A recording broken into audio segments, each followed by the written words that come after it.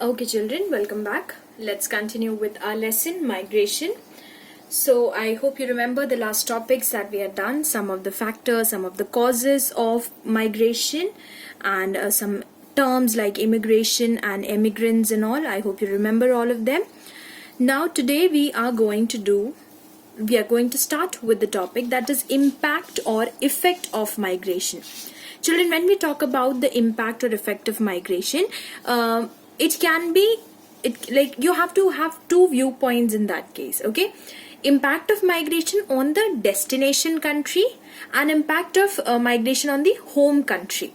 Destination country, let's keep it simple, USA and India.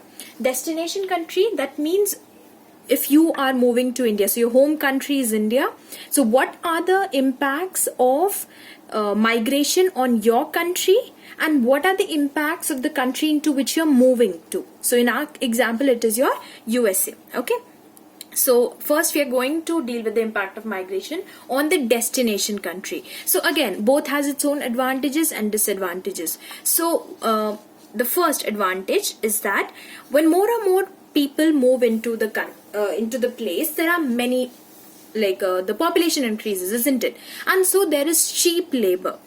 Okay, cheap labor available and skilled labor, because you have options now. So many people are there, all are willing to work, so you get cheap and skilled labor. Another advantage is cultural diversity. As I said, if you're moving to USA, you are carrying your culture there. People will learn from your culture there, so exchange of culture is there so the destination country, when you people move, or any person moves in there, so they get more of labors there and they get some of the cultural diversity as well. Okay, disadvantages. Now, as a if too many people move into the same country, if too many people are moving into USA, what are the disadvantages they are going to have? First one, job loss. To whom? To the locals. Now, if so many of the other country people are going there and they're getting the job, obviously the people already residing there, okay, that is the locals, they are going to suffer, they are going to feel competition in the job, and ultimately there'll be job loss for the locals. Then another thing is discrimination and racism, because you are moving into another country. So when you move into another country, children, they are going to treat you as second citizens. Okay, so there can be cases of discrimination on the basis of color or racism because you don't belong to the same place. So there are some such issues. Social pressure. Now, social pressure as well, that means, there can be this in this case we are going to talk about the culture. Okay, so social pressure, we are going to talk about the basic amenities. That means the prices of certain amenities such as housing, health, education, etc. may increase because of the excessive pressure on or excessive demand that is created by more of the people residing there. Okay, so those are the disadvantages. So remember, the destination country, that means a country into which many people are moving in, these are the advantages they have. They get options of labor, they have so many people to work there, so cheap labor is there, cultural diversity is there, and then disadvantages, obviously some job loss to the locals, discrimination and pressure, that means on your amenities. Now, what are the impact on the home country? That means a place from where the people are leaving on a large scale, that is from where this migration is taking place. Now, what are the advantages to them if many people are going to move out at once? So simple as that. The third one can be taken as the first one. Less pressure on the resources, because now probably that region was excessively populated. So now, since most of the people have moved out, or probably a proportion has moved out, so there will be less pressure on the resources. There is less people residing there, so there is less pressure on the resources. Remittance. Now, this refers to, obviously, children, when people move out to work, like the migrants, they send a lot of money to the family members residing in the home country. So this massive flow of money can help in the development of the economy and the home country. As a foreign exchange, that's a term there, foreign exchange. It helps in the development and the economic growth of the home country. Okay, knowledge and skill flow. Obviously, in case of short term or seasonal migration, migrants, they often bring new ideas. Probably they were working in this case, so when they come back to the home country, they will bring new skills and knowledge that they have acquired in this place, and so they're able to set up business, or they're able to help their own country in some ways. Okay.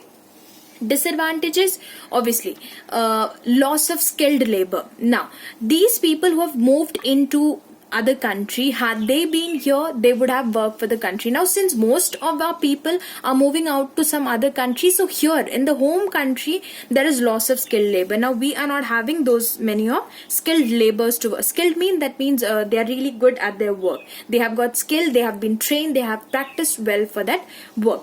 Then fall in the demand of goods. So here what happens, as more and more people migrate, the population might decrease. As a result, the demand for the goods and services may also decrease. Social impact. Now, this is another emotional reason you can relate to. When parents leave, the children and other dependents suffer the most. Many children are exposed to social vices. Beside, their elder people do not get proper support from the children. So this is a very emotional reason. Like in the last class we were talking about the nuclear family. So some of the cultural and personal reasons are also involved in this. Otherwise, these are the disadvantages. That means the country loses the best of its laborers to other country. There may be fall in the demands of goods and so on. Okay. So remember, children, when you talk about the effect of migration, you have to talk about them in regard to the destination country and to the home country. So the next topic that we are going to talk about is a case study. A case study, simple is actually we are going to talk about some countries. The countries that are really known for their emigration or immigration. So the first one is USA. Now, it is said that United States is a country of immigrants. Remember, immigrants, that means the country where people are wanting to migrate, because you know that's a really developed country. They have all kinds of technical and every advancement is there, so people are wanting to move into USA. So that is one thing. So even from Mexico and other regions from Europe and all, migration, especially during the 19th and the 20th centuries, migration from Europe brought about 41 million people to North America. Why? Because the main reason behind it was the economic depression in the rural areas of Northern Europe. So Europe, there was a problem. So there was pushing factor in Europe and pulling factor in America.